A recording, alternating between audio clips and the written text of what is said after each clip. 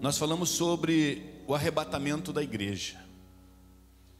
O assunto foi sobre o arrebatamento, como seria o arrebatamento,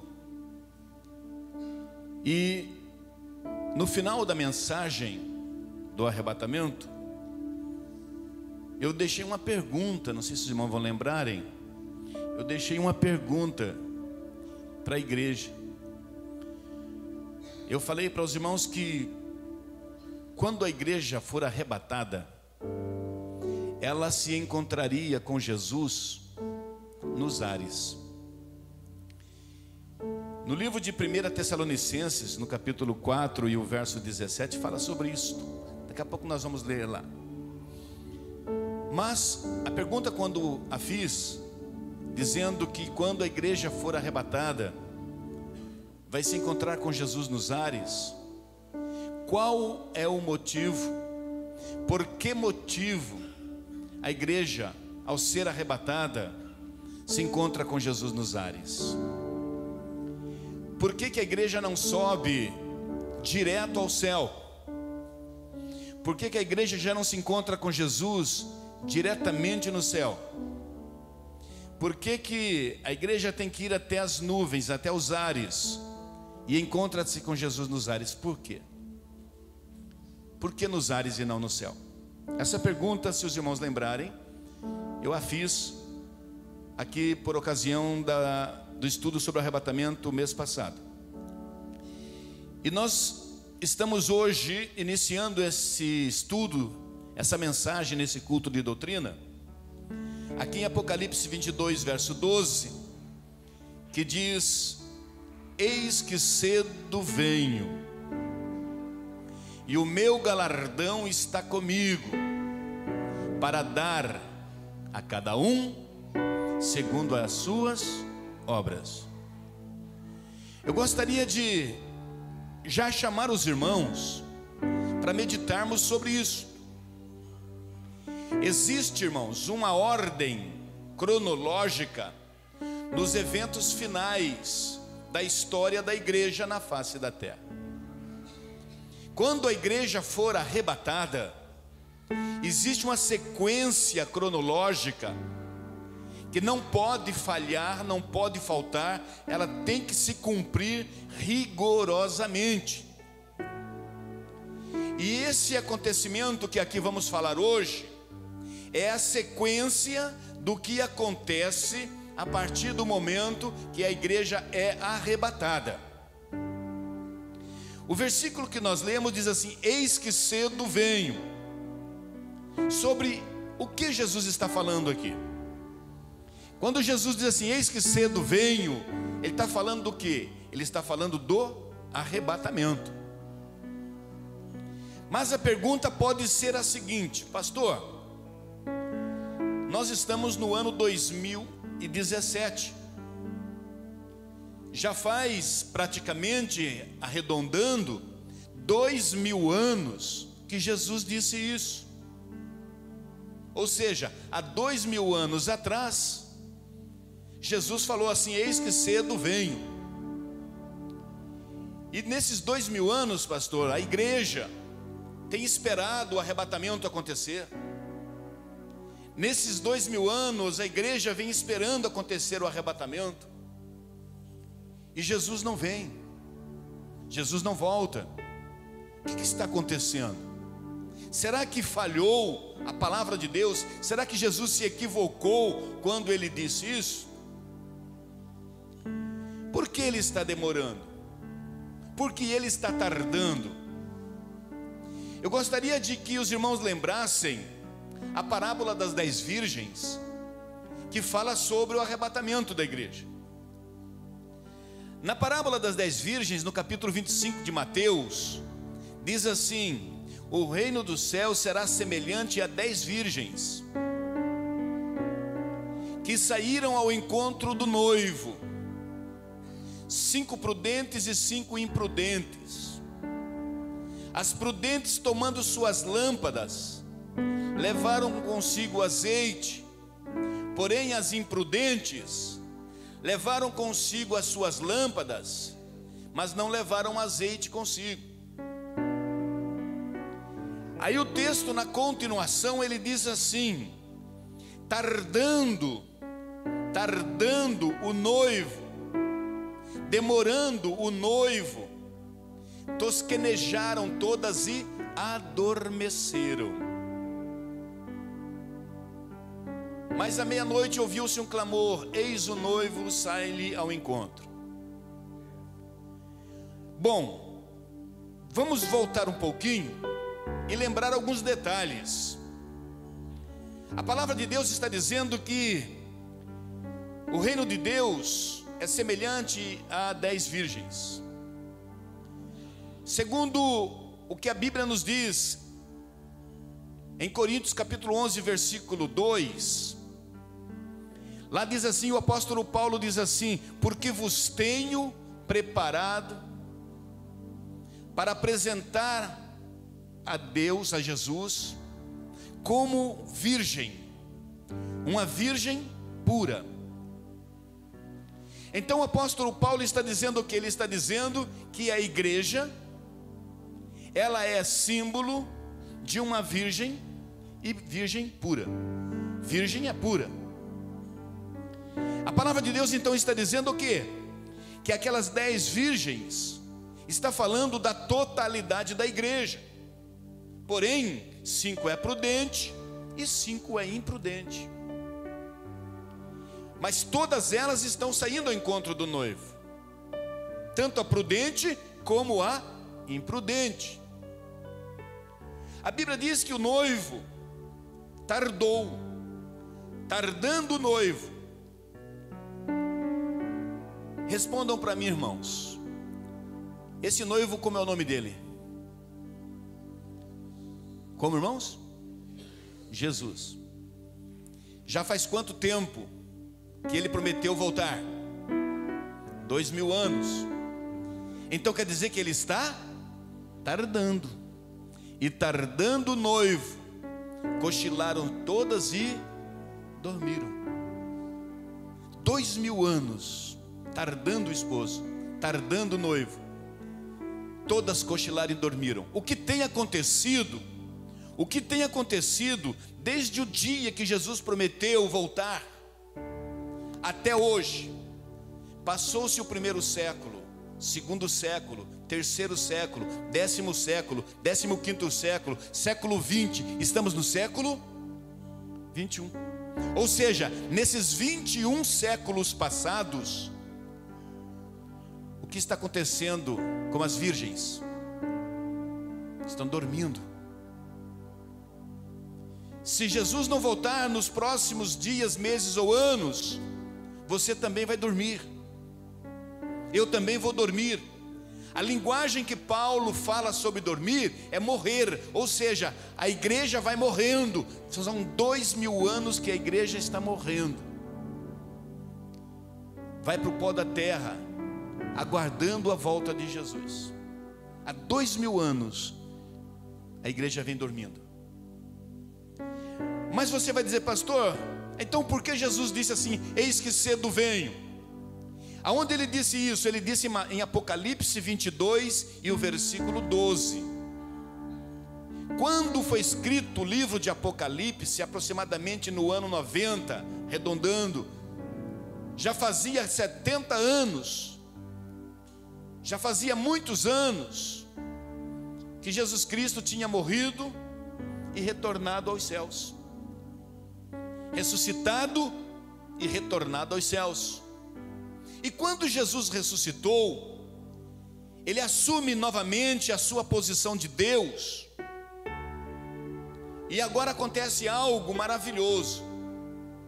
Vamos lembrar o que diz João 1, versículo 1 a 3 e versículo 14. João 1, do verso 1 a 3 diz assim: no princípio era o Verbo estava com Deus, e o Verbo era Deus. Diga, o Verbo era Deus. O versículo 2 diz: ele estava no princípio com Deus. O Verbo era Deus, e o Verbo estava no princípio com Deus. Estamos falando de um dos membros da Trindade, da Triunidade. O versículo 3 diz: todas as coisas foram feitas por intermédio dele, e sem ele nada do que foi feito se fez. Olhe bem, todas as coisas: a terra, o universo, o reino animal, o reino vegetal, o ser humano, todas as coisas foram feitas pelo Verbo que estava com Deus e que era Deus. Tudo foi feito por ele. Sem ele, sem esse Verbo, nada do que foi feito se fez. Ele fez tudo. Agora esse Verbo no verso 14 diz assim, ó: e o Verbo se fez carne e habitou entre nós, cheio de graça e de verdade, e vimos a sua glória como a glória do unigênito do Pai. Glória do unigênito, porque Deus amou o mundo de tal maneira que deu o seu Filho unigênito. Então quem é esse Verbo que se fez carne e habitou entre nós, e ele é a glória do unigênito do Pai? Como ele se chama? Jesus. No versículo 1 diz que ele era Deus, e aqui está dizendo que ele se fez carne.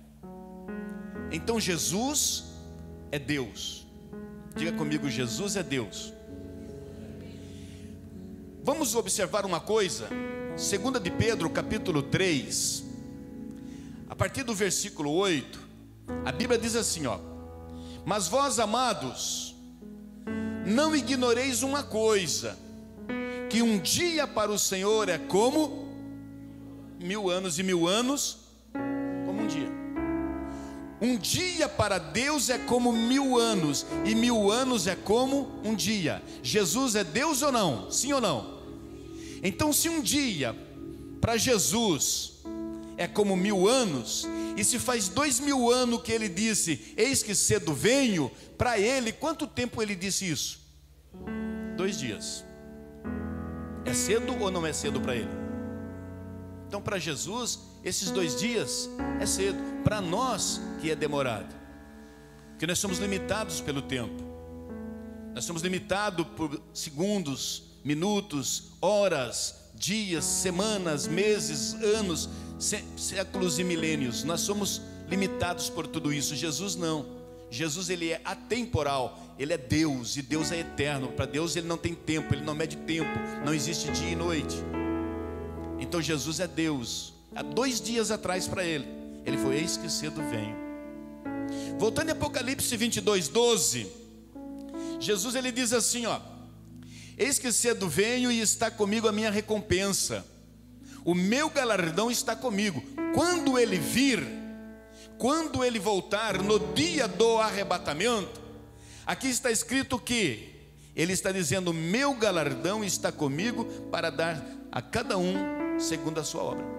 Então o que é que Jesus vai estar trazendo com ele no dia do arrebatamento? O nosso galardão. Galardão é recompensa. Recompensa é aquilo que você merece por um trabalho realizado. Diga comigo: galardão ou recompensa é aquilo que se recebe por um serviço prestado. Coloque isso na sua mente. 1 Tessalonicenses capítulo 4, verso 17.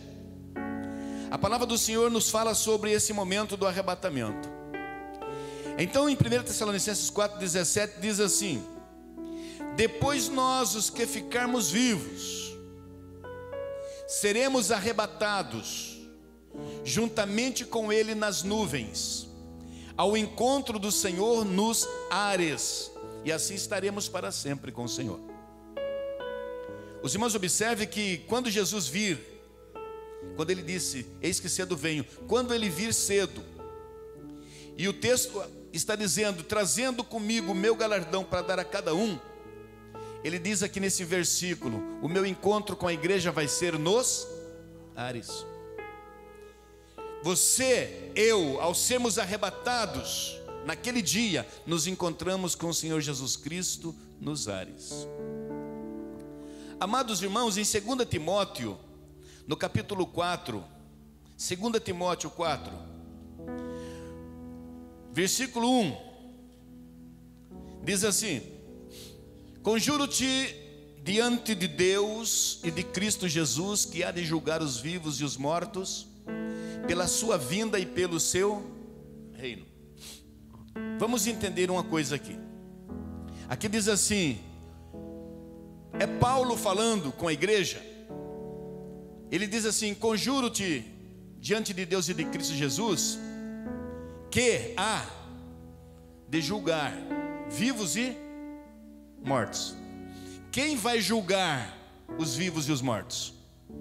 Jesus. Conjuro-te diante de Deus e de Cristo Jesus, que há de julgar os vivos e os mortos.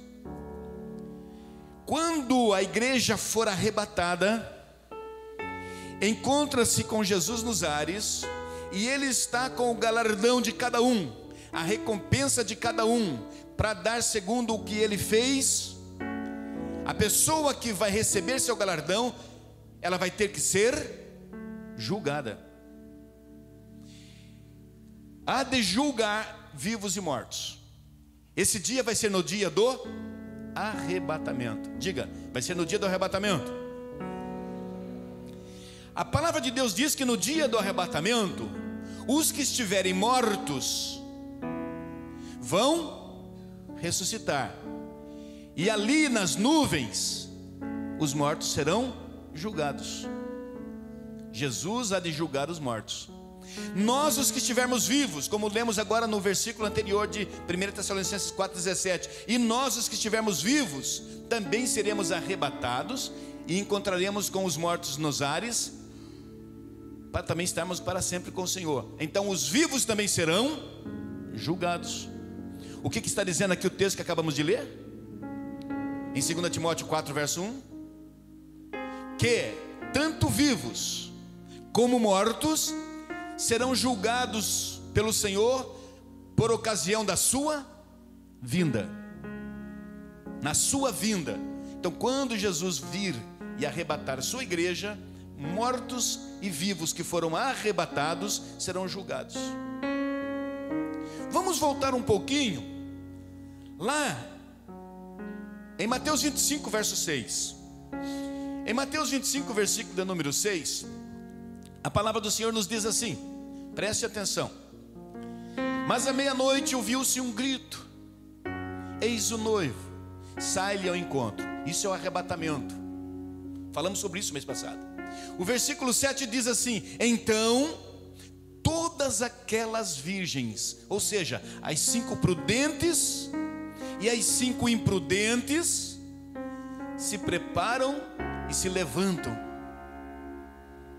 Todas aquelas virgens, tanto as prudentes como as imprudentes, se levantam, ou seja, são ressuscitadas. Essas virgens que nesses 2000 anos estavam dormindo, dormiu Paulo, dormiu Pedro, dormiu Tiago, dormiu João, dormiu todos os apóstolos, aí dormiu depois os pais da igreja, foram dormindo. Morreu minha mamãe, dormiu no Senhor. Os irmãos conhecem alguém da sua família que também dormiu. Então os crentes foram dormindo nesses 2000 anos. Mas aqui está dizendo que todas essas virgens, no dia do arrebatamento, quando houve aquele grito: eis o noivo, sai-lhe ao encontro, aqui diz que todas se levantam, tanto as prudentes como as imprudentes. Amados irmãos, o texto aqui está dizendo que naquele dia vão ser julgados as virgens prudentes e as virgens imprudentes. São virgens, são pessoas puras. É a igreja dividida em 2 partes, uma parte da igreja prudente e uma parte da igreja imprudente. Por isso que precisa ser julgado. Se todos não tivessem diferença, o julgamento era único. Mas não, a palavra do Senhor deixa bem claro que todos nós vamos ser julgados naquele dia, vivos e mortos, a virgem prudente e a virgem imprudente. Aqui em 2 Timóteo 4, versículo 7, o apóstolo Paulo, falando sobre a sua morte, ele diz assim: combati o bom combate, acabei a carreira e guardei a fé. Versículo 8 ele diz: desde agora o meu galardão, a coroa da justiça, me está guardada, a qual o Senhor, o justo juiz, que vai julgar os vivos e os mortos, naquele dia do arrebatamento, me dará, e não somente a mim, mas a todos quantos amaram a sua vinda. Paulo está falando aqui desse dia que ele também vai ser julgado. Ele está dizendo aqui que o galardão dele chama-se a coroa da justiça, que está guardada para ele. Coroa da justiça porque é um pagamento, é uma recompensa segundo a justiça de Deus.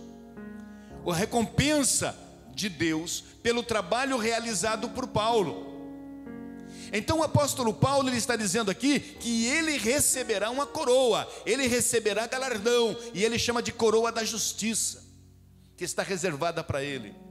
Mas para Paulo ser galardoado, mas para Paulo conseguir sua recompensa, Paulo teve que admitir algumas situações, e ele nos transmite para nós algumas verdades. No versículo de número 7, ele diz assim: combati o bom combate. Quando Paulo diz combati o bom combate, ele está dizendo assim: olha, a minha vida não foi de oba-oba, a minha vida não foi só de prosperidade, a minha vida não foi só de bênçãos. Paulo lhe deixa bem claro que ele combateu um bom combate. Ele está dizendo que a vida dele foi um bom combate. Combate é guerra, combate é luta, combate é batalha. Então Paulo diz assim: eu tive uma boa batalha, eu tive uma boa guerra, eu tive uma boa luta. Aí você fala assim: qual é a boa luta de Paulo? Ele diz assim na boa luta dele: aprendi a ter fome, aprendi a ter sede, aprendi a ter nudez, aprendi no sofrimento, naufraguei várias vezes, aonde eu ia eu levava chicotada, aonde eu lia eu era espancado, fui preso várias vezes, espancado, passei fome, passei nudez. Paulo só teve sofrimento. Procure o apóstolo Paulo tendo prosperidade e bênção. Um homem que onde ele chegava, ele não tinha apoio dos judeus e nem da igreja, ele tinha que trabalhar para se sustentar. Fazia tendas com sua própria mão para ter o seu sustento, não tinha igreja para sustentá-lo. Ele dizia: eu trabalho com minhas próprias mãos. Paulo só sofreu, Paulo só lutou. Aonde ele ia, a cidade que ele chegava, ele era espancado. Teve uma vez que bateram tanto nele, que pensaram que ele estava morto. Mas ele disse o quê? Foi um bom combate. Hoje, quando nós não damos a paz do Senhor para alguém porque não conhecemos, às vezes você está lá do outro lado da rua, o Lucimar está passando e olha para uma outra pessoa, você pensa que está olhando para você e você faz assim, o pastor Lucimar não corresponde, aí começa a murmurar: pastor orgulhoso, metido a besta, finge que não vê a gente. Nós nos ofendemos até por má interpretações, nós fazemos falsos julgamentos por qualquer motivo. Nós hoje murmuramos por qualquer motivo. Se nós passamos um pouquinho de necessidade, já perguntamos para Deus: por que, Senhor? Eu não sou dizimista, eu não sou ofertista, eu não sou fiel, eu não subo os montes, eu não faço jejum. Por que estou passando essa necessidade? Por que estou passando essa prova? Paulo sofreu toda a vida dele. Um dia ele fez uma oração, falou: Senhor, me foi dado um espinho na carne, enviado por Satanás, um mensageiro do diabo, que me esbofeteia, que tem me feito sofrer. Mas Senhor, já 3 vezes eu orei, e o Senhor tem dito, a minha graça te basta. Deus não livrou Paulo do sofrimento dele, Deus não livrou Paulo daquele espinho, simplesmente falou: a minha graça te basta. E ele diz lá na frente: foi um bom combate. A Bíblia diz que Paulo, quando ele ia escrever alguma das suas cartas, ele escreve dizendo assim, ó: vejam como que grandes letras eu vos tenho escrito. Estava ficando cego, problema na sua vista. Quando ele foi escrever a carta aos Romanos, ele não deu conta, chamou Tércio e falou: Tércio, escreve para mim, eu vou ditando, você escreve. Estava ficando cego. E a nós, irmãos, é só a vista embaçar um pouquinho mais e já começa a falar: estou na prova.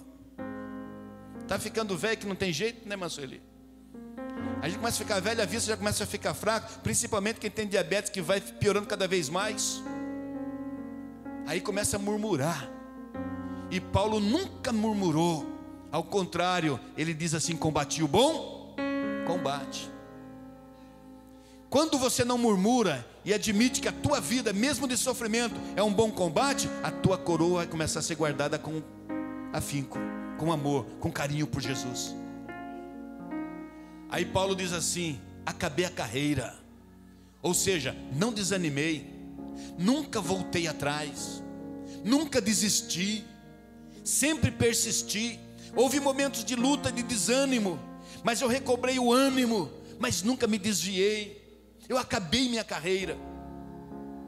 Ou seja, ele não voltou, ele não olhou para trás. No livro de Lucas 9,62 diz assim: aquele que põe mão ao arado e olha para trás, não é apto para o reino de Deus. Então, irmãos, Paulo, ele nunca voltou atrás, ele nunca olhou para trás. O alvo dele era Cristo. Eles tinham um objetivo que era Cristo. Deixando as coisas que para trás ficava, ele seguia para o alvo que era Cristo. Isso é concluir sua carreira. Acabei a carreira. E ele diz assim: e guardei a fé. Guardei a fé. A fé, a palavra do Senhor diz assim, que sem ela é impossível agradar a Deus. Sem fé é impossível agradar a Deus.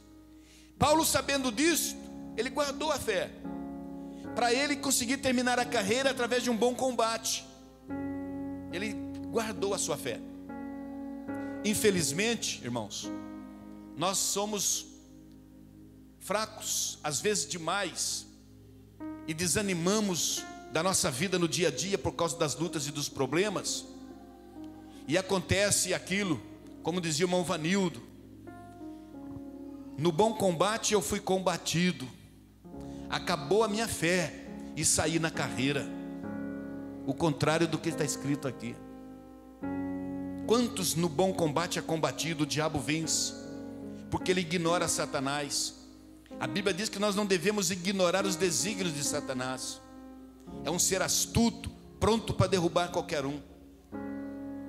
E se nós não tomarmos cuidado, a nossa fé vai fraquejar. E nós estamos vivendo, irmão, nos últimos dias aqui na terra. Falei sobre isso aqui o mês passado. A apostasia está aí. A falta de fé está aí. O esfriamento espiritual por causa da falta do amor está aí. Isso tem trazido para a igreja um prejuízo muito grande. Crentes que não se preocupam mais em vir a um culto como este e ouvir um pastor chato igual esse aí, ensinando a palavra de Deus e com dureza, mostrando a verdade. Preferem um show onde se apaga todas as luzes da igreja, põe luz vermelha, luz negra e vamos dançar. Boates, gospel. Hoje eu estava conversando com uma pessoa da alta, contratando aí, falando a respeito do Glorifica Litoral. Já perguntou quem é que vai pagar, se é nós, se é a prefeitura. Ou seja, se for vocês eu faço pequenininho, mas se for prefeitura não, aí eu vou colocar um valor lá em cima. Irmãos, quantos estão vendendo a alma para o diabo? Pessoas que viraram estrelas, e isso está levando para demais parte da igreja esfriamento espiritual.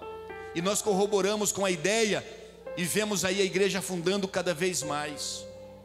Temos que acordar para o que a palavra do Senhor nos ensina. acordar para os cultos de ensino, vir à igreja para aprender a palavra e colocar a palavra em prática. Eu estava ontem abastecendo o meu carro no posto de gasolina, encostou perto de mim 2 irmãos, e a conversa girou em torno de uma parte que eu tive que ser duro com eles, e fui obrigado a mostrar para eles a realidade de um assunto forte na Bíblia, e eles ficaram todos sem base, e eu falei, não estou querendo ofender vocês, nem humilhar vocês, pessoal, é que vocês estão errados mesmo, olha o que a Bíblia diz. Fui obrigado a mostrar para aqueles 2 irmãos, 2 pastores de igrejas diferentes, e eles ficaram ali gaguejando sem saber o que falar. Eu falei assim, é isso, vocês têm que engolir e calar a boca. A verdade é essa, é a palavra de Deus, e para a palavra de Deus nós temos que ficar quieto. A verdade tem que prevalecer. A Bíblia diz assim, seja todo homem mentiroso e Deus verdadeiro. Seja todo homem mentiroso e Deus verdadeiro. Vamos deixar, irmãos, de contar mentira em cima de púlpito. Vamos deixar de contar fantasias, coisas ilusórias, mostrando para o povo uma utopia, uma coisa que é muito bonita, mas não é real. Nós precisamos mudar e pregar a palavra de Deus como que ela é. Pastorice esvazia a igreja, não tem importância, mas é esse pouquinho que vai ser salvo. É melhor nós falar a verdade e salvar meia dúzia do que mentir e mandar todo mundo para o inferno. Está entendendo, irmãos? Noé pregou a verdade. Lá em 2 de Pedro diz assim, Noé, o pregoeiro da justiça. O pregoeiro da justiça pregava a respeito de coisas que não se via, sobre o dilúvio, e o povo não acreditava. Mas Noé pregou. A Bíblia diz que ele pregou por 120 anos. Sabe quantas pessoas ele ganhou? Nenhuma. Só ele e a família foi salva. 120 anos de pregação e não ganhou uma alma. Mas ele fez o que Deus mandou, prega. Fala para o povo, se arrepender. Eu vou dar 120 anos. 120 anos o povo não recebeu a mensagem. Mas ele conseguiu salvar a família. Salve sua família pelo menos, irmãos. Você já vai estar fazendo muita coisa. Já vai estar fazendo muita coisa. A palavra do Senhor está nos ensinando aqui então, que Paulo ele deixa bem claro, que a nossa vida é um bom combate. Acaba a carreira e guarde a fé, a sua coroa vai também estar garantida. Segundo aos Coríntios, capítulo 5, versículo 10. Segundo aos Coríntios, capítulo de número 5 e o versículo de número 10 diz assim: porque é necessário que todos nós compareçamos, sejamos manifestos diante do tribunal de Cristo. Diante do quê? Para que cada um receba o que fez por meio do corpo, segundo o que praticou, bem ou mal. Irmãos, preste atenção. O que nós estamos vendo aqui nesse versículo é que nós estamos tendo nome. Aqui diz assim: é necessário que todos nós sejamos manifestos diante do tribunal de Cristo. Escute, a igreja arrebatada encontra-se com Jesus nos ares, e ali a igreja, os prudentes e os imprudentes vão ser julgados. O justo juiz, Jesus, que há de julgar os vivos e os mortos na sua vinda, ele vai julgar. Então o lugar de julgar chama-se tribunal. E aqui está dizendo tribunal de Cristo. A palavra tribunal é uma palavra grega, bema. Simbolizava um local que tinha uma elevação, que a pessoa subia nela para poder falar. Um lugar elevado, uma plataforma elevada. Então tribunal é um lugar de julgar. Então nesse dia que a igreja for arrebatada, vai ser instituída nos ares uma grande reunião chamada de Tribunal de Cristo. E quem vai passar por esse tribunal? Aqui diz assim: todos nós. Quem vai passar por esse tribunal, irmãos? Paulo está falando com a igreja. Aqui não é julgamento de pecado. Nós lemos em Apocalipse 22:12 que diz assim: cada um será julgado para receber o seu galardão. Então é julgamento para entrega de galardão. É o teu trabalho, a obra que cada um fez, aquilo que você realizou, é isso que vai ser julgado. E aqui está dizendo: o que você fez através do seu corpo, por meio do corpo, segundo o que praticou, ou bem ou mal. Bem ou mal. Escute, a palavra mal, ela tem uma diferença de algo pecaminoso aqui. Essa palavra é a raiz de uma palavra hebraica, hatat. E essa palavra hatat, de acordo com o hebraico, significa aquilo que não é bom. Porque pecado é hamartia. Então não tem nada a ver com esse mal. Esse mal que está dizendo aqui é aquilo que não foi bom. Ou seja, vamos tirar a palavra mal e vamos colocar aquilo que não é bom. Para que cada um receba o que fez por meio do corpo, segundo o que praticou, ou bem ou aquilo que não foi bom. Pastor, mas como assim? Como assim? As 10 virgens praticaram por meio do corpo aquilo que era bom, o bem, e aquilo que era mal, aquilo que não foi bom. Entenderam? Ou seja, nós vamos ser julgados por aquilo que é bom e por aquilo que não é bom. Não no sentido de pecado. Pecado, a palavra ali é diferente. A palavra seria hamartia, e não é hamartia, é hatat. Então veja bem, irmãos, o que eu quero que os irmãos entendam a partir de agora é que essa palavra aqui está dizendo que esse mal é aquilo que a igreja fez que não era bom. Vamos entender um pouco. Romanos 14, versículo de número 10. Romanos 14 e o versículo de número 10. O texto, vamos ler o verso 4 e o verso 10. Romanos 14.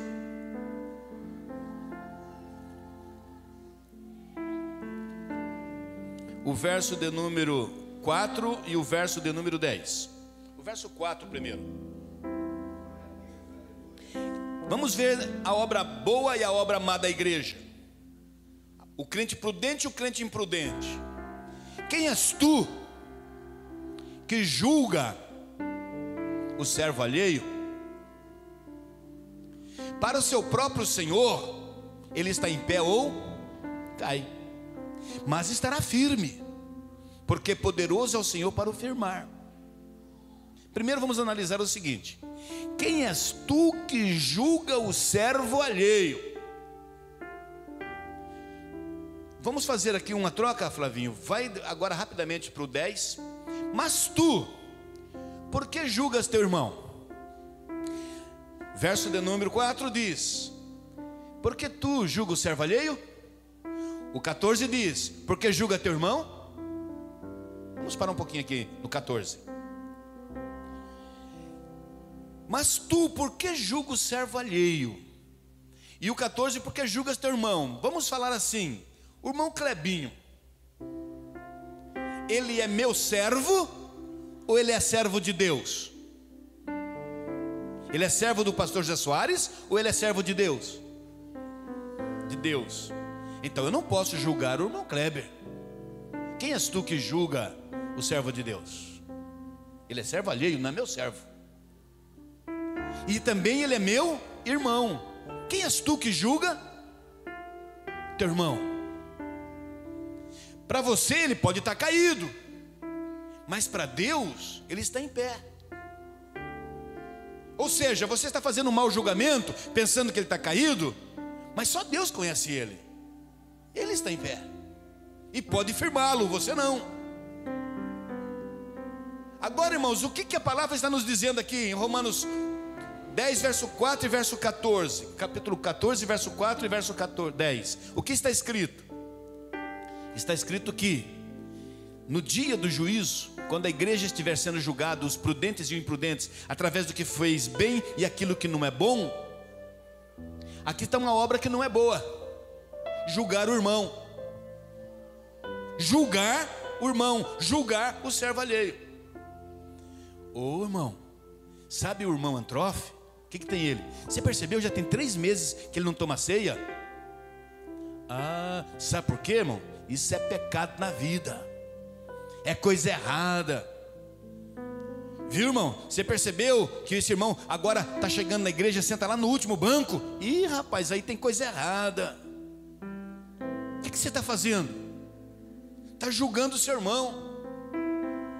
O coitado está passando luta, provação, tribulação, vem para a igreja, senta na igreja, fica aí de cara fechada, cara feia, orando ao Senhor, pedindo misericórdia para o Senhor, e às vezes a gente fica olhando e fala assim: está escondendo alguma coisa, isso é pecado na vida, julgando o seu irmão.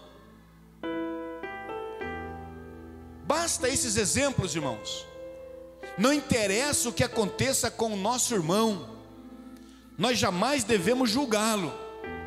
Quem és tu que julga o servo alheio? Quem és tu que julga o seu irmão?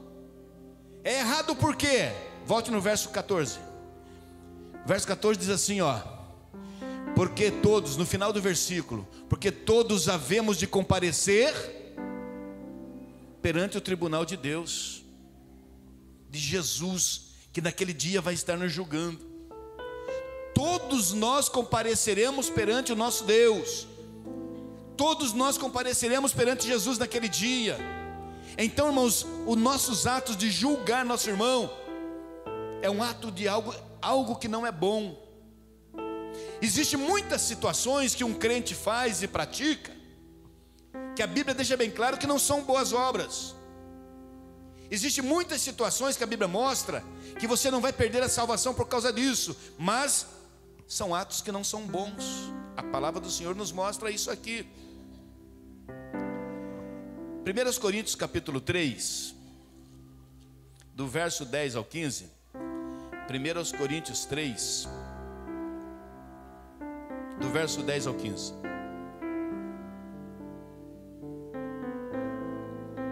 Versículo 10: segundo a graça de Deus que me foi dada, o apóstolo Paulo pregando, lancei eu como um sábio construtor o fundamento, e outro edifica sobre ele.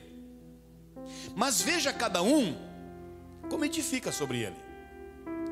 Eu quero que os irmãos observem bem o que esse versículo está dizendo, quando Paulo diz assim: lancei eu como sábio construtor o fundamento. Paulo, quando foi chamado para o ministério, que saiu nas suas viagens missionárias, inclusive na cidade de Corinto, Paulo saiu semeando a palavra. Então Paulo lançou o fundamento. Agora Paulo deixa bem claro que esse fundamento, outro vem edificando sobre ele. Paulo está dizendo: olha, eu comecei, eu fiz o alicerce, mas outros vão edificando sobre ele. Paulo está dizendo: olha, eu comecei falando de Jesus, do Evangelho, da salvação. Eu preguei que Jesus Cristo cura, batiza, liberta e Ele vai voltar. Era a mensagem de Paulo: cura, liberta, salva, vai voltar. Era a mensagem de Paulo, uma mensagem sadia. Paulo está dizendo agora: cuidado como você vai edificar sobre esse fundamento. O que eu ensinei? Eu ensinei que Jesus Cristo cura. Então pregue cura, edifique em cima disso.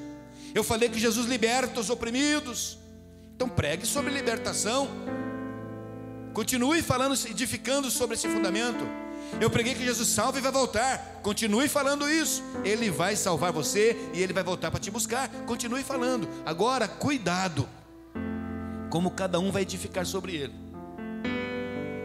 Cuidado para você não começar a desviar o verdadeiro evangelho, colocando coisas que Jesus não colocou, colocando doutrinas que Jesus não colocou, colocando costumes que Jesus não colocou. Jesus não precisa de nada, Ele só precisa do Evangelho, porque o Evangelho é poder de Deus para salvar aqueles que se perdem.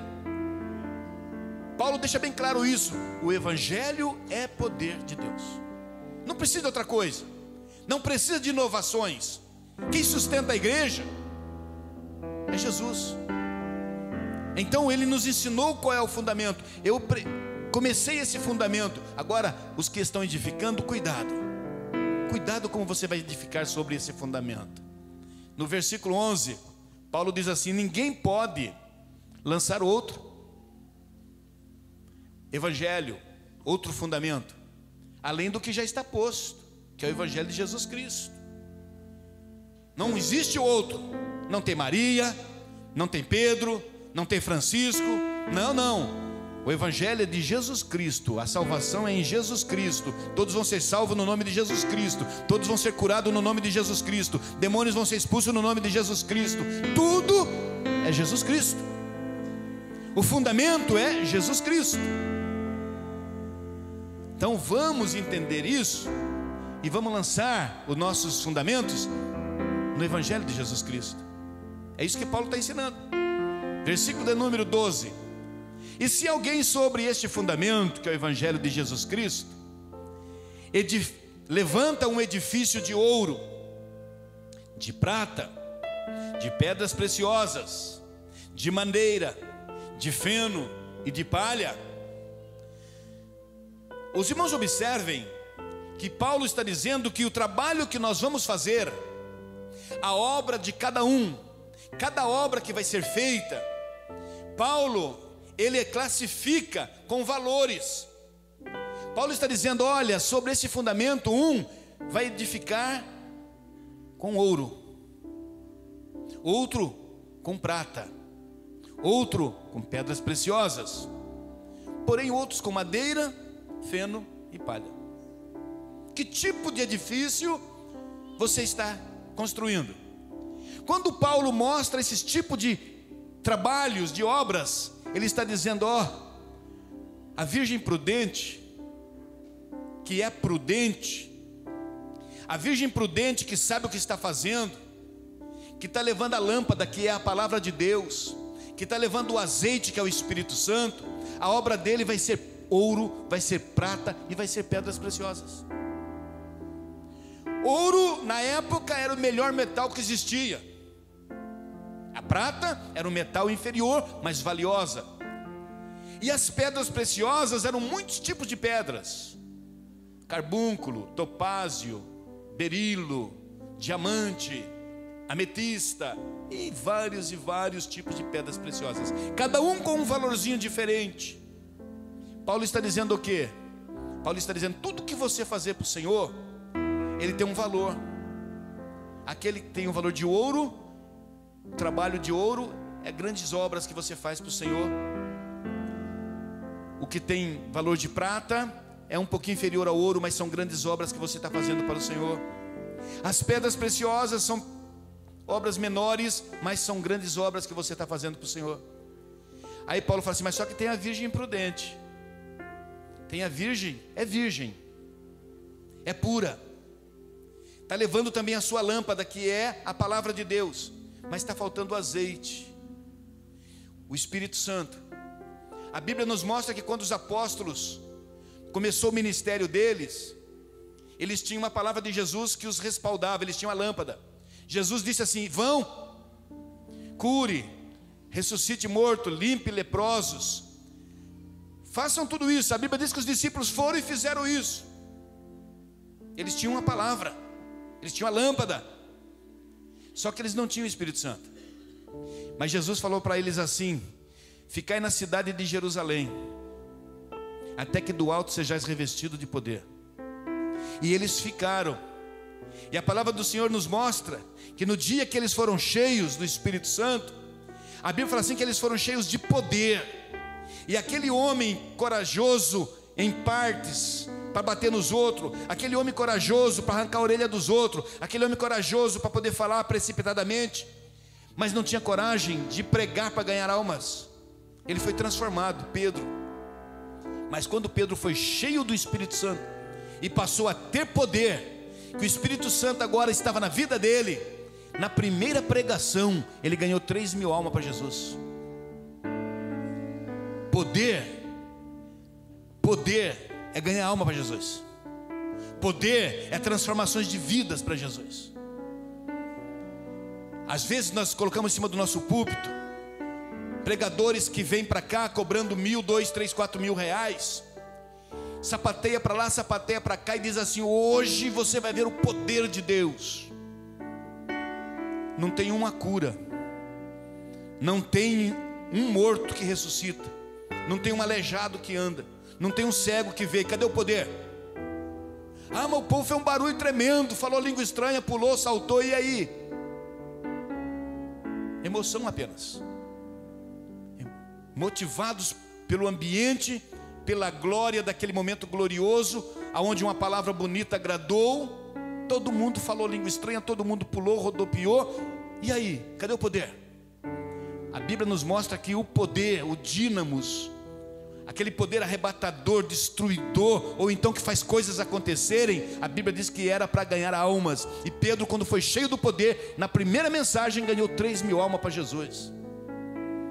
E às vezes nós colocamos alguém aqui para pregar, pagamos um absurdo, no final ele faz um apelo, 10 pessoas vêm na frente, aceita Jesus, e ele sai batendo no peito: ganhei 10 almas para Jesus hoje. Ganhou não, essas 10 almas foi ganha por alguém lá no serviço, que já vinha evangelizando ele, alguém que lá na escola já vinha evangelizando, alguém que está passando uma luta tremenda e já estava vindo na igreja, só esperando o momento certo de aceitar a Jesus, mas aí o barulhento acha que é ele que ganhou. Poder, irmãos, está no poder da palavra. No poder da palavra. É a palavra que salva, é a palavra que edifica, é a palavra que é luz. Os irmãos estão entendendo? Aqui a palavra do Senhor está deixando bem claro isso. Então, irmãos, as virgens prudentes apresentam suas obras: ouro, prata, pedra preciosa. Mas aí vem agora as imprudentes, aquelas que o seu trabalho que fez por meio do corpo, as suas obras foram má, não foram obras boas, julgavam seu irmão, e tantas outras coisas, como nós aqui falamos. Essas obras vão ser consideradas como madeira, como feno, como palha. O versículo da número 13 diz assim, ó: a obra de cada um se manifestará, pois aquele dia, o dia do tribunal de Cristo, vai demonstrar, porque ela será revelada. Aí está escrito reveldada, mas é revelada. Ela será revelada no fogo, vai ser mostrada pelo fogo, e o fogo provará qual seja a obra de cada um. O que o apóstolo Paulo está dizendo? Paulo está usando uma metáfora. Paulo está dizendo assim, irmãos, naquele dia que a obra de cada um for levada para juízo, Paulo está dizendo assim: olha, é como uma fogueira, a obra vai ser provada pelo fogo. Vamos fazer uma fogueira, vamos jogar dentro do fogo o ouro, vamos jogar no fogo a prata, vamos jogar no fogo as pedras preciosas, mas vamos jogar no fogo também a madeira, a lenha, o feno e a palha. E Paulo diz assim aí: o fogo vai mostrar qual é a obra de cada um. O fogo provará. Irmãos, quando você lê a Bíblia, nas passagens que são usadas como metáforas, como simbologias, o fogo, ele simboliza julgamento. Fogo simboliza juízo. Fogo simboliza algo vai ser julgado.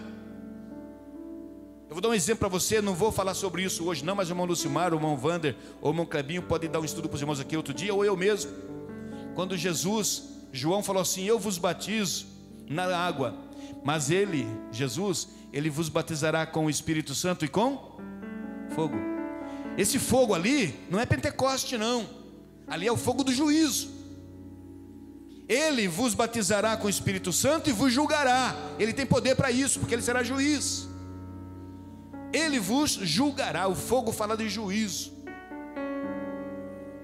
Então, quando isso aqui diz que no fogo vai ser jogado ouro, prata, pedras preciosas, madeira, feno e palha, está dizendo: as nossas obras, simbolizadas por esses materiais, serão julgados. As nossas obras serão julgadas. Todos estão entendendo, amém? O versículo de número 14 diz assim, ó: se permanecer a obra que alguém sobre ele edificou, esse receberá. O fogo passou, ou seja, o julgamento passou. E quem é que vai estar julgando? Jesus. Terminou o julgamento, o fogo passou. Vamos ver agora quais são as obras que permaneceram. Nesse julgamento que vai ser nas nuvens, nos ares, no dia do arrebatamento, Jesus julgando as nossas obras, A obra de ouro. Acabou o fogo, está lá a obra, está lá o ouro. E a prata, está lá a prata. E as pedras preciosas estão lá. Cadê a madeira e o feno e a palha? Queimaram. Aqui está dizendo: se a obra que alguém sobre ele edificou, simbolizado pelo ouro, prata, pedra preciosa, madeira, feno e palha, se permanecer, esse receberá. Que obra é que vai receber galardão? Aquelas que permanecerem. O ouro subsiste ao fogo? Sim. A prata subsiste ao fogo? Sim. As pedras preciosas subsistem ao fogo? Sim. E a madeira? E o feno? E a palha? Qual é a sua obra, irmão? Você que é virgem. Virgem, que eu estou falando, é a igreja simbolizada em Mateus 25. Essa virgem pura, prudente e a virgem imprudente. A virgem que tem boas obras e as virgens que têm más obras. Que não é boa as suas obras, não no sentido de pecado, mas no sentido daquilo que Deus reprova no meio da igreja. Como o fato que eu mostrei para os irmãos aqui, aquele que julga o irmão. Qual é as nossas obras? Aquele que trabalhou, fez muita coisa para o Senhor. Deixa eu usar alguns exemplos aqui. O irmão Lucimar, naquele dia diante do Senhor, eu vou usar aqui de uma maneira muito baixa, mas os irmãos vão entenderem. O Lucimar vai chegar diante do Senhor Jesus. Jesus vai dizer assim: Lucimar, parabéns, meu filho, você levou a minha obra como eu queria. Você evangelizou, você pregou, você cuidou, você aconselhou. A sua obra para mim é como ouro. Estou julgando a sua obra, é como ouro. Então seu galardão está garantido. Aí chega agora o irmão Clebinho: Senhor, aqui estão minhas obras. Kleber, parabéns, meu filho. Você não foi como Lucimar, você não teve um rebanho aos seus cuidados, mas você se preocupava com a minha palavra. Você saía e evangelizava, você levava a palavra de conforto, de aconselhamento, você fazia isso, fazia aquilo. A sua obra não era como ouro, mas era como prata, mas está aqui o seu galardão.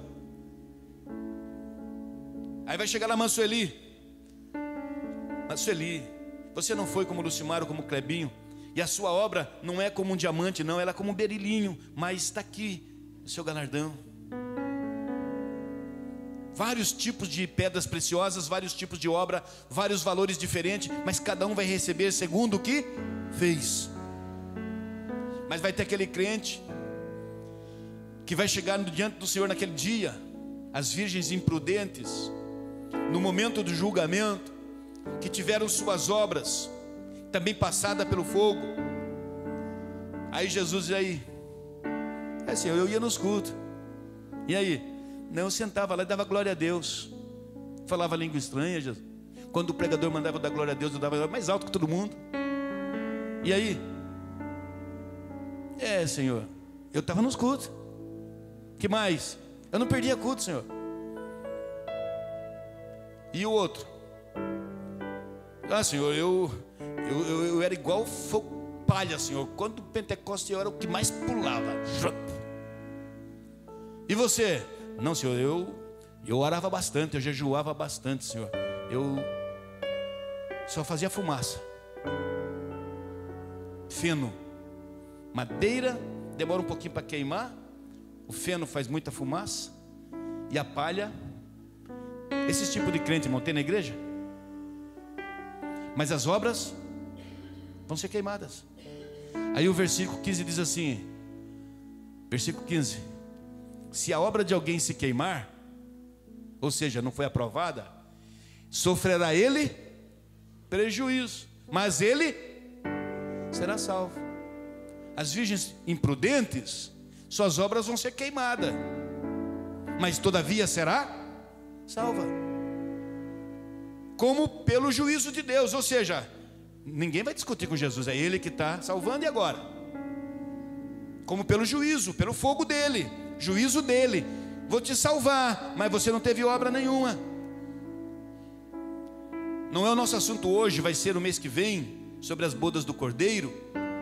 Mas no casamento de Jesus Cristo com a igreja nos ares, quando a igreja encontrar com Jesus Cristo nos ares, vai ser para decidir quem é noiva e quem é convidado para o casamento. Quando você casou, sua esposa Ela estava vestida de linho fino, branco, resplandecente, grinalda. Você estava de um terno bonito, diferente. Os convidados não, um estava de tênis, outro estava de camiseta, outro estava de jeans. Os convidados são diferentes, mas a noiva e o noivo, a veste é diferente. A Bíblia deixa bem claro que nas bodas do Cordeiro, Jesus é o noivo. A noiva galardoada, que teve galardão, teve suas obras aprovadas, foi galardoada. Essa noiva vai estar vestida de linho fino, puro, resplandecente, que são os atos de justiça da igreja, as obras adquiridas, recompensadas. Mas a Bíblia diz que todo casamento tem convidado. E nesse casamento de Jesus com a igreja, vai ter convidado. E quem serão os convidados? Todos esses que as obras foram queimadas, mas foram salvos. Todavia foram salvos. Não serão noiva. A Bíblia fala bem claro que quando Jesus Cristo mostra Jerusalém celestial, quando Jesus Cristo mostra a Jerusalém celestial para João, ele mostra a noiva dele. A noiva, a Bíblia deixa bem claro que vai morar na Jerusalém celestial, na câmara do noivo. Só quem entra para a câmara do noivo, só quem mora na câmara do noivo é a noiva. Quando nós casamos, só entra para o nosso quarto a noiva, convidado fica de fora. Alguém aqui conhece alguém que quando casou, na noite de núpcia, levou para o quarto também os convidados? Só vai a noiva, convidado fica de fora. Mas pastora, onde vão ficar os convidados? A Bíblia diz que vai ficar na nova terra. Vão querer, a igreja, vão querer reivindicar esse direito. Eu gostaria de morar na Jerusalém celestial, na câmara do noivo, mas eu não te conheço como noiva. Não te reconheço como noiva. Você é convidado. Convidado vai morar na nova terra. Na Jerusalém celestial não adianta bater na porta. Na Jerusalém celestial só vai entrar noiva. Pastor, é complicado? É complicado. Lute para ser noiva. Esforce-se por ser a noiva, a virgem prudente, aquela que tem a lâmpada e tem o azeite, aquela que vai ter galardão. Não essa que não vai ter galardão, que só vai ser salvo. Ah, pastor, para mim está muito bem, só ser salvo para mim está bom. Para mim não está não. Está bom para você, irmã Sueli, ser somente salvo?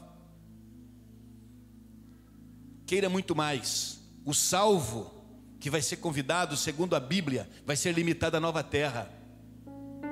Mas aquele que for noiva vai ter acesso a novos céus e nova terra. Vai poder estar na nova terra e vai estar na Jerusalém celestial. A Bíblia diz que aquele que é noiva vai poder contemplar a face de Deus Pai. Convidado não vai contemplar a face de Deus Pai. A Bíblia diz isso. Pastor, você só vai contemplar Jesus. Mas Deus Pai, somente aqueles que se santificaram ao extremo, que fizeram ao Senhor, para o Senhor tudo aquilo que era necessário, esses verão a Deus. Esses verão o Pai. Amados irmãos, quantos estão entendendo? Diga amém. Abra sua Bíblia no capítulo de número 19 e o verso 16 de Lucas. Lucas 19, versículo de número 16.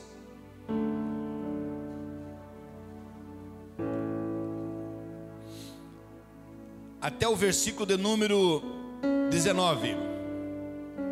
Diz assim. Lucas 19, verso 16 a seguir. Diz assim: apresentou-se, pois, o primeiro e diz: Senhor, a tua mina rendeu 10 minas. Senhor, a tua mina. De quantas minas nós estamos falando? De uma. Essa uma única mina rendeu 10. O Senhor aqui está dizendo assim: ó, eu estou te entregando um talento. Eu estou te entregando uma responsabilidade. Eu estou te entregando um compromisso. Tudo que o Senhor faz para nós, irmãos, é nos entregar uma missão, nos dar uma missão. E você tem que edificar sobre esse mandamento do Senhor para render, para ter obras, ouro, prata, pedras preciosas. Aí agora, esse servo diz para o Senhor: Senhor, o que o Senhor me deu para edificar sobre ele, me rendeu outras 10 cidades.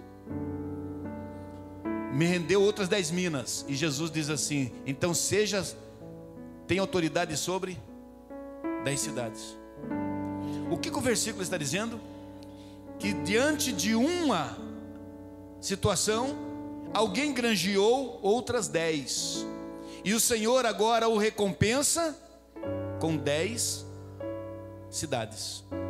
A tua mina me rendeu 10. E o Senhor fala assim: então, servo bom, porque no mínimo foste fiel, sobre 10 cidades terás autoridade. O versículo de número 18 diz assim: veio o segundo dizendo: Senhor, a tua mina única que o Senhor me deu, eu já não consegui trabalhar igual ele, mas eu consegui render 5 outras minas. E o Senhor fala assim: servo bom, sê tu também sobre 5 cidades. Ele com uma ganhou 10, ele vai reinar sobre 10. Você com uma ganhou 5, você vai reinar sobre. Você com uma ganhou 4, vai reinar sobre. Você com uma ganhou 3, vai reinar sobre 3. Ou seja, é proporcional. Cada um será recompensado segundo a sua obra. É Jesus que está falando através de Paulo. Revelação, é Jesus que está falando dessa passagem. Agora lá, Paulo deixa bem claro: a obra de um é ouro, 10 minas. A obra do outro é prata, 5 minas. A obra do outro é pedras preciosas, 3, 2, 1. Ou seja, cada um vai receber segundo o que fez, ser recompensado segundo o que ele fez por meio do corpo. O trabalho que você realiza para o Senhor aqui na terra, como está escrito aqui. Mateus capítulo 10 e o verso 42. Mateus 10, 42 nos diz assim: quem der a beber, ainda que seja um copo d'água fria, a um desses pequeninos, por ser meus discípulos, em verdade vos digo que de modo algum perderá o seu galardão. Mateus capítulo 6 e o versículo de número 4. Mateus capítulo 6, versículo 4, diz assim: a tua esmola que seja dada secretamente, e teu pai que vem em secreto te recompensará. Deixa eu parar um pouquinho aqui. Essas duas passagens de Mateus 10 e Mateus 6 nos mostram duas situações diferentes. Você recebendo galardão por dar um copo d'água, e você recebendo galardão por dar uma esmola. Aquele que dá receberá galardão por causa de dar um copo d'água a um dos pequeninos do Senhor. Irmãos, o que Jesus queria dizer nesse texto? Um simples copo d'água, pastor? É isso que ele quer dizer? A mesma coisa que ele estaria dizendo assim, a mesma coisa que você estivesse dando algo para comer a um dos meus pequeninos. Ou seja, você vai receber galardão por aquilo que você está fazendo. Você está alimentando o meu pequenino. Vamos tentar trazer à luz para os irmãos entenderem isso. Você sabe que existe alguém fazendo a obra do Senhor, lá em missões, fazendo missões.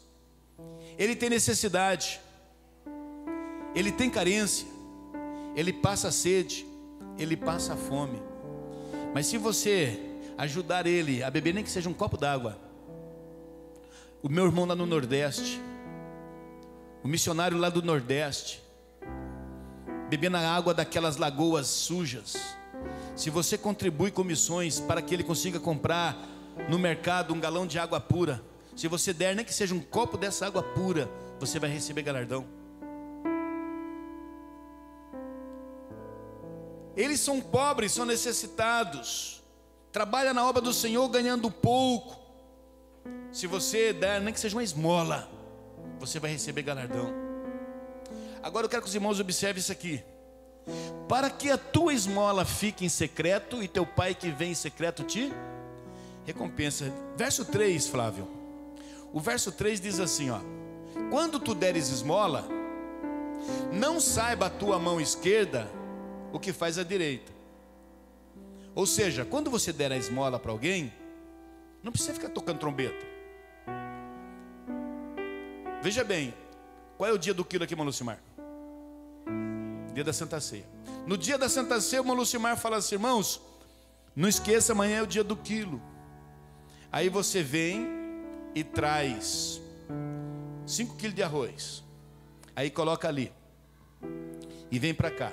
Aí vem a irmã Sueli com 1 quilinho de café. Vem a irmã Alice com 1 quilinho de arroz. E vai colocando do lado ali. E você colocou lá os seus 5 quilos. Aí vem agora o outro irmão e coloca o quilinho dele de arroz ali. E olha o pacote de 5 quilos do lado. E faz assim. Quer dizer, na mente dele, olha, alguém deu 5 quilos. Aí o irmão que deu 5 quilos fala assim: psiu, psiu, foi eu.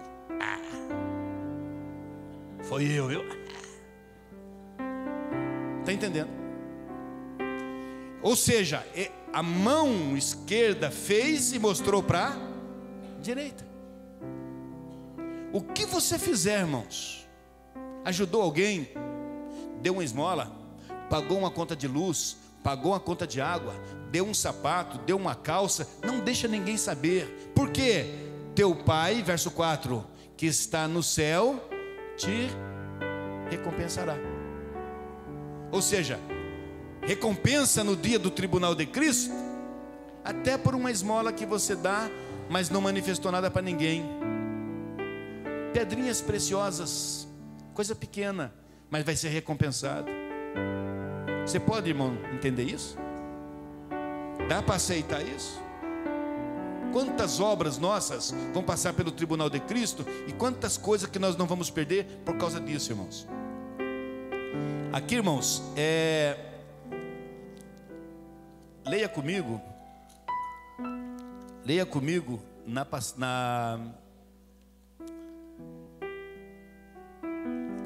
deixa eu ver aqui.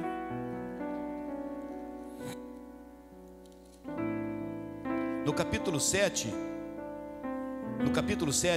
de Mateus, versículo de número 1, diz assim, ó: não julgueis, para que não sejais julgados. Versículo de número 2: porque com o juízo com que julgais, sereis julgados, e com a medida com que medis, vos medirão a vós. Então não vai ter ninguém vai escapar desse juízo. Se você julgar o seu irmão naquele dia, se você fizer qualquer coisa precipitada, o que você fizer diante do Senhor, com o que você fez, o Senhor vai te medir da mesma maneira, vai perder seu galardão. Para nós terminarmos, eu quero que os irmãos reconheçam também aqui alguns galardões diferentes. Daniel capítulo 12 e o versículo de número 3. Eu quero que os irmãos entendam bem esse versículo aqui, para não fazer confusão. Daniel 12, verso 3, diz assim, ó: os que forem sábios resplandecerão como o fulgor do firmamento. O que é o fulgor do firmamento? É quando nasce o sol e ele começa a brilhar muito forte. Então os que forem sábios resplandecerão como o sol quando ele está pegando a sua força. Os que converterem a muitos, aqueles que ganharem almas e ensinarem a muitos para a justiça, resplandecerão também como as estrelas. 2 tipos de recompensa aqui. Nós estamos vendo aqui a recompensa para aqueles que são sábios e aqueles que converterem a muitos. O que o versículo aqui está falando? O versículo está falando aqui com todas as letras que brilharão. O meu texto bíblico aqui fala assim, ó: brilharão. Brilharão, aqui diz assim, resplandecerão. Ou seja, brilharão ou resplandecerão é a mesma coisa, como o sol e como as estrelas. Pastor, o que o senhor quer dizer com isso aí? Eu estou querendo dizer o seguinte, presta atenção. Existem muitos tipos de recompensas. Muitos. Uma mais complicada que a outra. Mas se você tiver fé, você vai acreditar. Por exemplo, lá na passagem que nós falamos agora há pouco, sobre as 10 minas, que alguém vai reinar sobre 10 cidades. Você pode dizer assim: pastor, como vou reinar sobre 10 cidades? Isso aqui está falando de recompensa para quando? Nós vamos voltar aqui já, Flavinho, no capítulo 12, verso 3. Mas eu quero que você vá rapidamente para nós, lá na passagem que fala sobre julgamento, de 1 Coríntios capítulo 6, verso 2. 1 Coríntios capítulo 6, verso 2. Diz assim, ó: não sabeis vós que os santos hão de julgar o mundo? Ora, se o mundo há de ser julgado por vós, sois por indignos julgar as coisas mínimas? Presta atenção, irmãos, para os irmãos entenderem isso aqui. Não sabeis vós que os santos hão de julgar o mundo? Quantos santos tem aqui? Diga amém. Então você vai julgar o mundo. Se o mundo há de ser julgado por vós, sois por indignos julgar as coisas mínimas? Vamos entender isso aqui já. O texto que li agora há pouco fala sobre aqueles que converterão a muitos. Eles serão sábios e vão ter recompensas diferentes. Aquele que vai julgar o mundo, ele tem algo diferente. Ele tem uma capacidade acima. Ele é santo. O que eu quero que os irmãos entendam aqui é o seguinte: nós vamos julgar o mundo em que momento, em que período? Porque fomos galardoados para isso.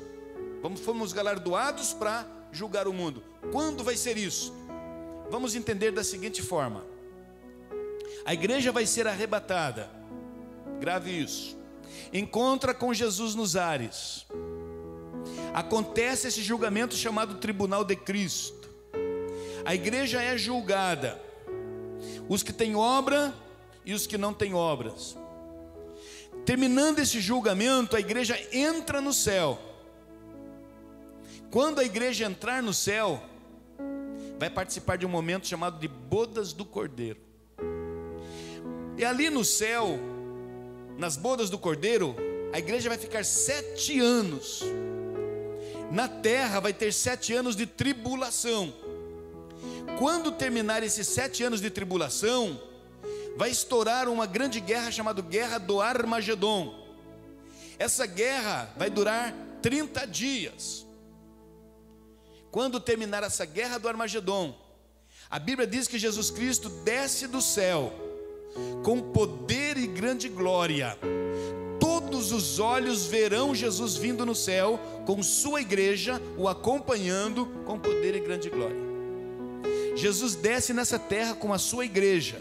7 anos depois da tribulação, 7 anos depois das bodas do Cordeiro, Jesus desce nessa terra. Jesus pega o falso profeta e o anticristo, lança vivos no lago de fogo. Jesus pega Satanás, lança numa prisão e o prende por 1000 anos. E a Bíblia diz que vai ter 1000 anos de paz na terra, onde Jesus vai governar sobre o mundo por 1000 anos. A Bíblia diz que naqueles 1000 anos os animais não serão ferozes, não vai mais haver guerra, e Jesus vai reinar no mundo com paz por 1000 anos. Esses 1000 anos que Cristo reinará na terra, quem vai reinar com ele? A igreja. Qual será o papel da igreja na terra? No capítulo 20 de Apocalipse, a partir do verso 4, diz assim que Jesus, através do seu sangue, comprou de todas as tribos, povos, línguas, nações, pessoas do mundo todo. Para quê? Para fazer deles reis e sacerdotes. É outro versículo. Vai fazer deles, a partir do verso 4, o texto está dizendo assim, que Jesus fará de todos esses reis e sacerdotes. Escuta, você vai ser rei e você vai ser sacerdote. Que mais, pastor? 1 Coríntios 6,2 diz assim: você também vai julgar. Julgar. Irmãos, a Bíblia fala que quando o povo de Israel sai do Egito, entra na terra prometida, E ali na terra prometida, Deus governa o povo através de juízes. Vários juízes, como os irmãos conhecem, Sansão, Jefté e vários e outros, Débora foi juíza. Vários juízes, Deus governava o povo através dos juízes. Mas chegou um momento que o povo falou assim, ó, nós queremos reis. O povo rejeitou Samuel e falou assim, queremos reis. E Deus deu rei para o povo de Israel. Veio a desgraça para o povo. O povo preferiu ser julgado por reis do que por juízes que eram orientados por Deus. A vontade de Deus era reinar e governar sobre o povo através de juízes. E a Bíblia diz o que aqui? Não sabeis vós que os santos hão de julgar o mundo? Julgar quem? O mundo. Preste atenção. O que nós lemos lá atrás, diz assim: por que tu julgas o servo alheio? Está escrito lá em Romanos 14, por que tu julgas o servo alheio? Então o servo alheio não se julga. Quem é que julga o servo alheio? Jesus. Por que julgas teu irmão? Quem é que julga nosso irmão? Jesus. Agora lá em 1 Coríntios 6:2, diz assim: não sabeis vós que sois os santos onde julgar o mundo? Se o mundo há de ser julgado por vós, sois porventura indignos de julgar o quê? Coisas. Nós não vamos julgar pessoas, nós não vamos julgar servos alheios, nós vamos julgar coisas. Como Sansão, como Salomão. Salomão, trouxeram para ele, duas mulheres trouxeram uma criança, colocaram o caso diante de Salomão, e Salomão julgou, não as mulheres, Salomão julgou a causa. Sabedoria de Deus. Então, irmãos, qual é o seu galardão durante esses 1000 anos na terra? O trabalho que você vai fazer por 1000 anos na terra, você vai reinar com Cristo, sendo rei e sacerdote. Você vai julgar o mundo. Pastor, mas como que eu vou julgar o mundo? Governando e reinando. Reinando como? Sobre cidades. O que foi que nós vimos lá atrás? Servo bom, fosse fiéis no povo, sobre 10 cidades terás autoridade. Então quer dizer, pastor, que eu vou ter cidades para me governar sobre elas? A Bíblia que está dizendo. Seremos reis, vamos reinar. Seremos sacerdotes e vamos ser juízes. É a Bíblia que está dizendo isso, irmãos. Se você conseguir crer nisso, você vai se esforçar ao máximo para você ter obra de ouro, prata e pedra preciosa. Porque esses galardões vai te transformar em rei, sacerdote e juiz durante 1000 anos. Entenda isso em nome de Jesus. É a Bíblia que está nos mostrando. E eu sou impossível de mostrar todas as passagens bíblicas por causa do tempo. Vocês são estudos bíblicos para horas e horas. Agora, presta atenção. Alguém vai olhar você, que está governando sobre 10 cidades, sobre 5 cidades, 4, 3. Alguém vai olhar para você. E quando alguém olhar para você, vai falar assim: quem é aquela pessoa? Como você vai se destacar durante o reino milenial?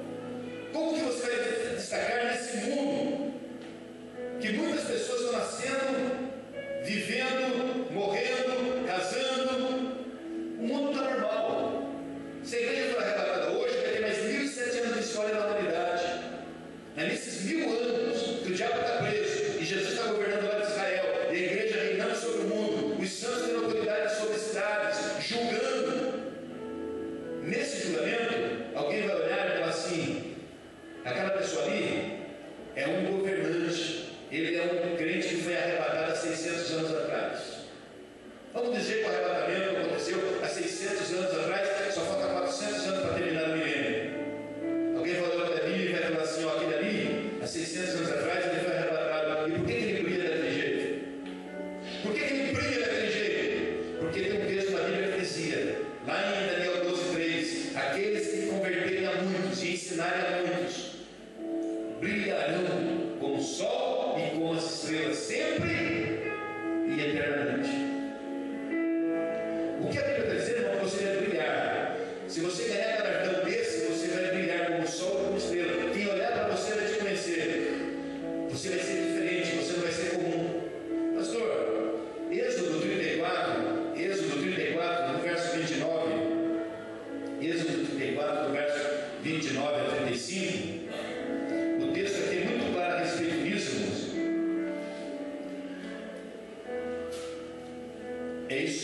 do verso 29 ao 35, aí diz assim, ó, quando Moisés desceu do monte Sinai trazendo nas mãos as duas tábuas do testemunho, sim, quando desceu do monte, Moisés não sabia que a pele do seu rosto resplandecia. Por quê? Por haver Deus falado com ele.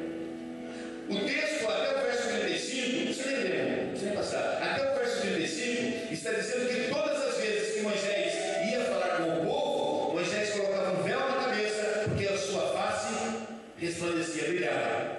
Quando Moisés saía da presença do povo e ia falar com Deus, Moisés tirava o véu e falava com Deus. Quando voltava a falar com o povo, colocava o véu, porque as pessoas não conseguiam olhar para a sua pele, porque a pele dele resplandecia. Em Mateus capítulo 17, verso 1 e o verso 2 diz assim, ó, 6 dias depois tomou Jesus consigo Pedro, Tiago e João, irmão deste, e os conduziu à parte ao alto do monte, e foi transfigurado diante deles, e o seu rosto resplandeceu como o sol. Veja bem, irmãos, passa essas duas passagens. Jesus na presença de Deus, seu rosto resplandeceu. Moisés na presença de Deus, seu rosto resplandeceu. Durante 1000 anos nós vamos estar governando com Cristo, vamos ter acesso à presença de Jesus. Jesus é Deus, então o nosso rosto resplandecerá. Pastor, isso é utopia, pastor? A minha fé acredita nisso. A minha fé acredita nisso. Se a sua acredita, diga amém.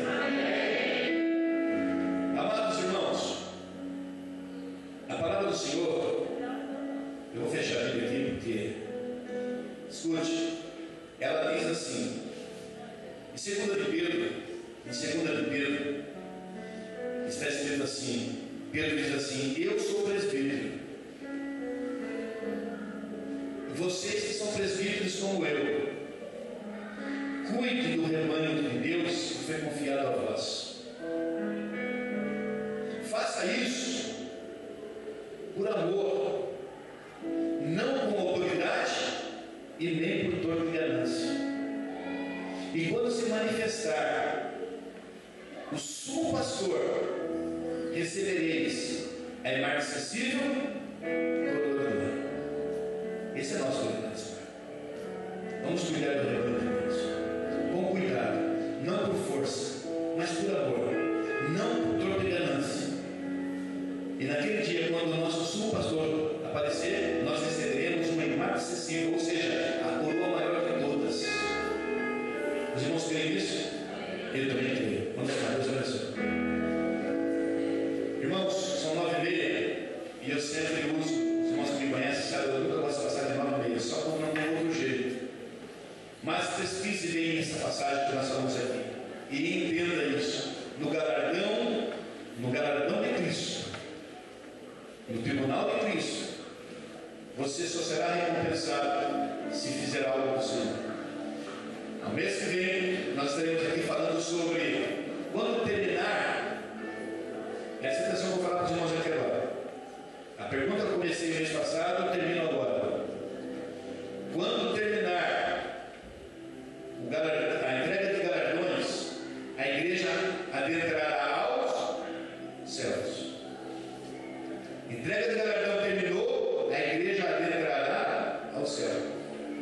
Então quero que os irmãos lembrem o que nós lemos lá em 1 Coríntios capítulo 3, o versículo de número 14, que está dizendo que quando a igreja estiver sendo julgada, aqueles que tiveram as suas obras queimadas, o tal sofrerá prejuízo. E quem sofre prejuízo, irmãos, ele fica alegre ou fica triste? Fica triste. Então, irmãos, como no céu não é lugar de tristeza, lá nas bodas do Cordeiro não é lugar de tristeza, então a entrega dos galardões será nos ares. Porque muitos vão ficar contristados, muitos vão ficar no prejuízo, mas todavia será salvo. Adentra o céu, e agora vai ter 7 anos de uma grande festa chamada Bodas do Cordeiro. Será o nosso assunto na terceira terça-feira que nós vamos estar com os irmãos aqui. Em nome de Jesus, Deus Deus abençoe.